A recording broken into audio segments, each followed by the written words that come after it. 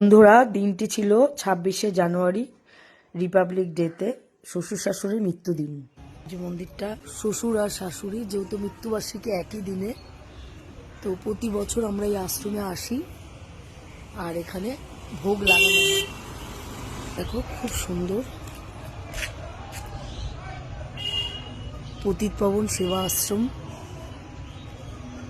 এটা মেয়েরাই দেখাশোনা করে। সামনে সুন্দর পরিবেশ, দেখো জল আর জল, গাছপালা,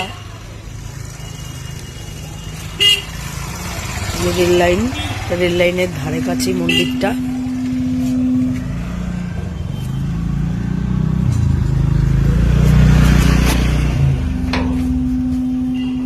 ভেতরের লোকটা দেখাচ্ছি, দেখো বন্ধুরা কত সুন্দর মন্দিরটা। এখানে সেবায়েত হলো সব মহিলারাই এই মন্দিরটা দেখাশোনা করেন।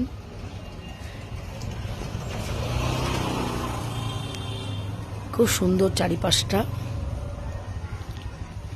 প্রতিবার আমার শ্বশুর শাশুড়ির মৃত্যুবার্ষিকীতে আমরা এখানে ভোগ চড়াই।